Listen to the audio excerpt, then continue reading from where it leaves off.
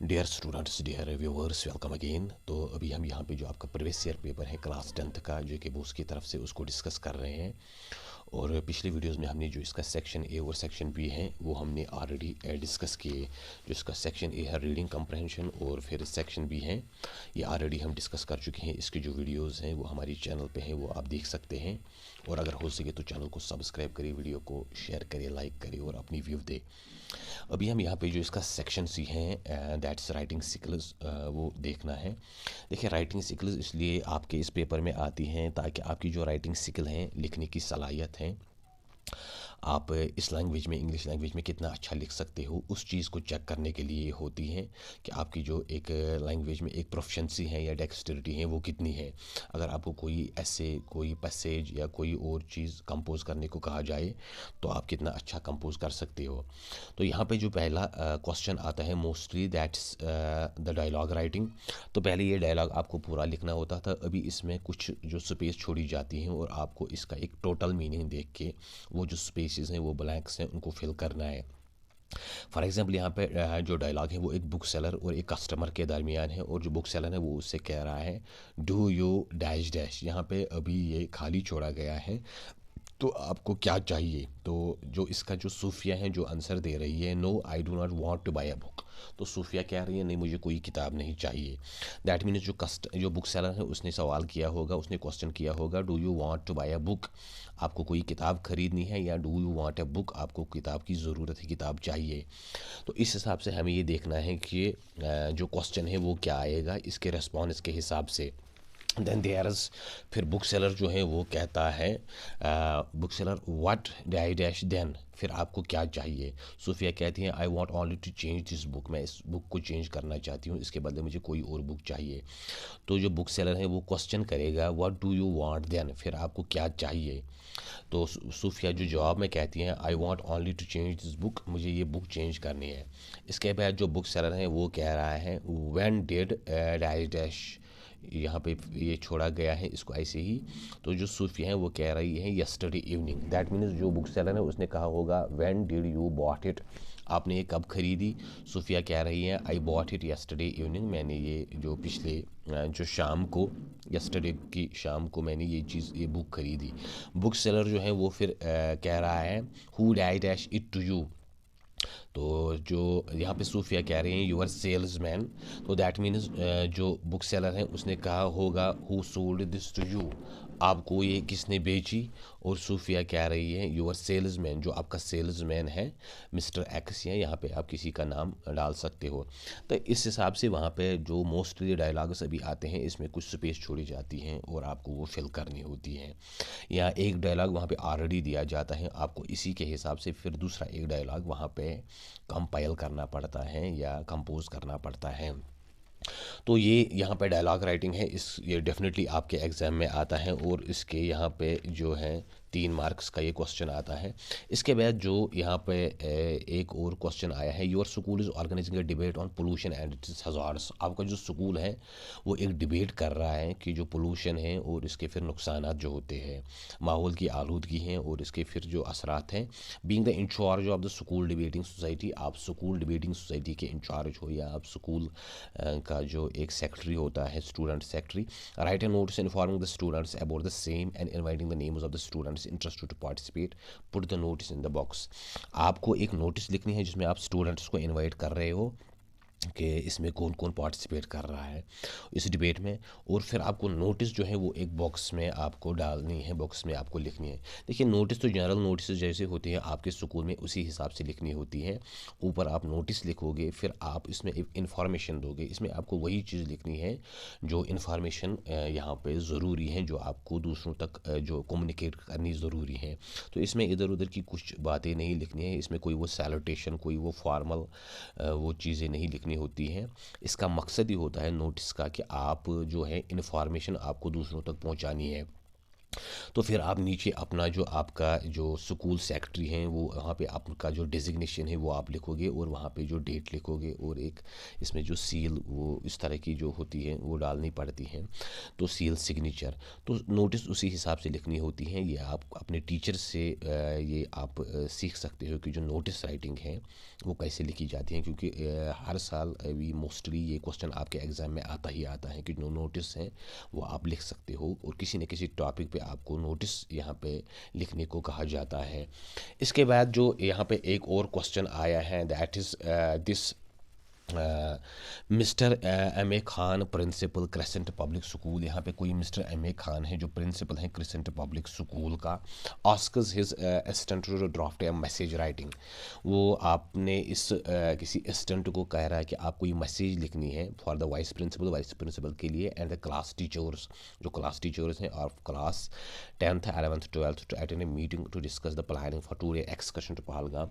क्योंकि उनको डिस्कस करना है, उनको कहीं पहलगाम में कोई पिकनिक या एक्सकर्शन करना है ड्यूरिंग समर वेकेशन, जो समर की जो तातीलात होती हैं, गर्मा की छुट्टियाँ। ड्राफ्ट द मैसेज, आपको मैसेज लिखनी है। देखिए मैसेज बड़ी मुख्तसर लिखनी होती है। ऊपर आप जो उस बंदे का नाम लिखोगे ये भी आप एक बॉक्स में लिखोगे और ऊपर आप उस बंदे का नाम लिखोगे जिसके नाम पे आपको मैसेज लिखनी है। फिर आप मैसेज में वो इन्फॉर्मेशन दोगे जो आपको देनी है and then there is last में आप अपना नाम लिखोगे। और अगर डेट भी आपको देना है तो डेट भी आप दोगे, क्योंकि ये जो पढ़ने वाला है उसको ये समझ आना चाहिए कि मैसेज किस टाइम लिखी गई है।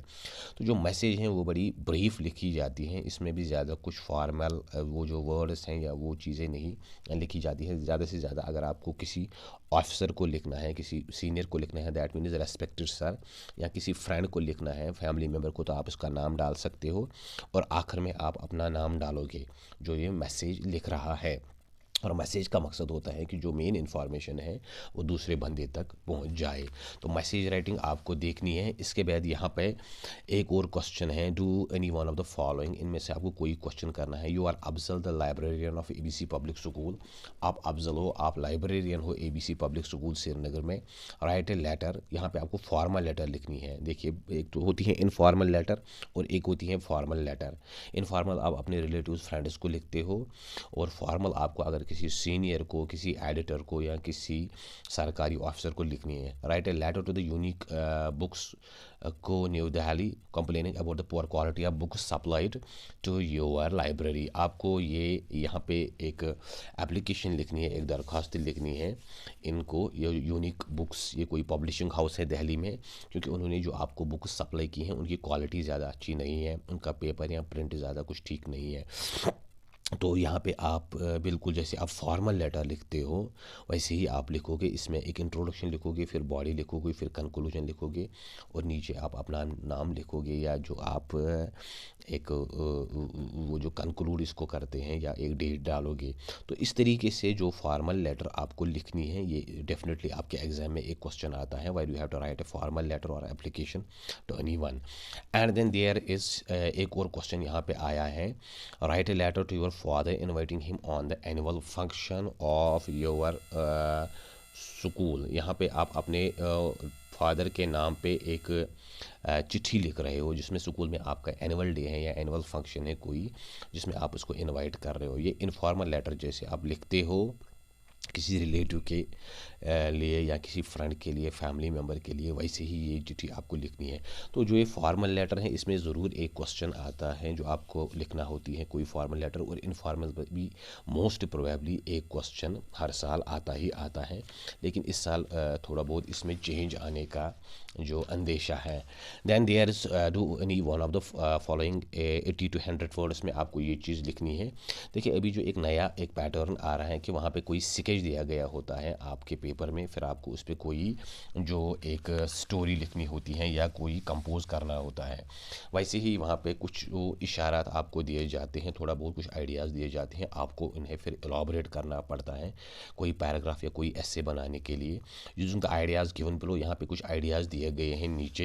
And right a paragraph on the importance of discipline in life. आपकी लाइफ में जो डिसिप्लिन की अहमियत है जो एक नज़्म ज़ब्त होता है आपकी लाइफ में, इसकी क्या अहमियत है। इस पे यहाँ पे कुछ पॉइंट्स दिए गए हैं डिसिप्लिन के बारे में, बेसिस ऑफ होल यूनिवर्स। देखिए पूरा जो ये कायनात है एक डिसिप्लिन से चल रहा है। अगर इसमें वो डिसिप्लिन नहीं रहा तो ये जो इक्विलिब्रियम है पूरे यूनिवर्स में ये ख़त्म हो जाएगा। In nature is governed by some laws of harmony. जो नेचर है, जो कुदरत है, वो भी इस पूरे यूनिवर्स को कंट्रोल कर रहा है एक हारमोनी से, एक मुनासिबत से, एक प्रॉक्सिमिटी से। देखिए ये जो नेचर है, कुदरत है, इसने पूरे यूनिवर्स को एक हार्मोनी दी है, एक केयरफुली ये इसको बैलेंस कर रहा है, एक डिसिप्लिन दिया है, तभी ये पूरा सब चल रहा है। अगर इसमें वो डिसिप्लिन नहीं रहा तो ये पूरा निज़ाम जो है ये धर्म भरम हो जाएगा। और इसके बाद जो यहाँ पे एक और पॉइंट है जो आपको देखना है, वाई नीड डिसिप्लिन की क्यों ज़रूरत है। तो that means to live a happy life we need to have discipline. एक खुशहाल ज़िंदगी के लिए हमें डिसिप्लिन चाहिए for the happiness and welfare of our, अपनी खुशी या अपना वेलफेयर और दूसरों का जो वेलफेयर है, दूसरों की अच्छाई के लिए हमें डिसिप्लिन्ड होना ही होना है। Strength of an individual as well as of a nation.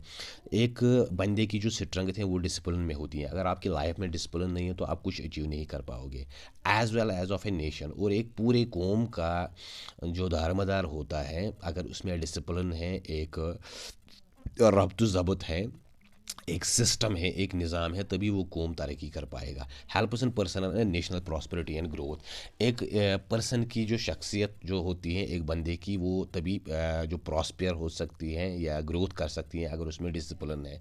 और जो एक नेशनल प्रॉस्पेरिटी, टोटल में एक जो कौम का दारमदार होता है वो डिसिप्लिन में है। अगर वहाँ पे कोई निज़ाम नहीं है, कोई सिस्टम नहीं है, कोई एक पैटर्न नहीं है, तो कोई भी नेशन तब तक डेवलप नहीं हो सकता। वेस्टर्न नेशंस या दूसरे जो डेवलप्ड नेशंस हैं उनका एक बहुत बड़ा जो राज है कि वो जो थर्ड वर्ल्ड कंट्री से बहुत आगे निकल गए हैं, that means they have a discipline. वहाँ पे एक पूरा सिस्टम है और आपको वो सिस्टम फॉलो करना पड़ता है। इसके बाद एक और क्वेश्चन आता है, इसमें ये पॉइंट्स यहाँ पे जो दिए गए हैं इनको आपको खुद एलाबोरेट करना है। आपको सोचना है कि मैं इनके रिलेटेड और क्या क्या लिख सकता हूँ, यहाँ पे क्या क्या और डाल सकता हूँ, जिससे एक 80 to 100 वर्ड्स आपको, दैट मीन्स वहाँ तक आपको ये लिखना है, इतना ज़्यादा ये एक पैराग्राफ या एक पैसेज जाना चाहिए। तो इस पे पहले आप सोचोगे कि आप कैसे क्या पॉइंट्स इसमें डाल सकते हैं जो इससे रिलेटेड हैं या उससे एक मसाबिकत रखते हैं या एक इससे वास्ता रख सकते हैं या इसके लिए मैं डाल सकता हूँ। इसके बाद जो एक और क्वेश्चन यहाँ पे आया है, that's Arif has to take part in a speech competition on the topic stop crowding Pahalgam.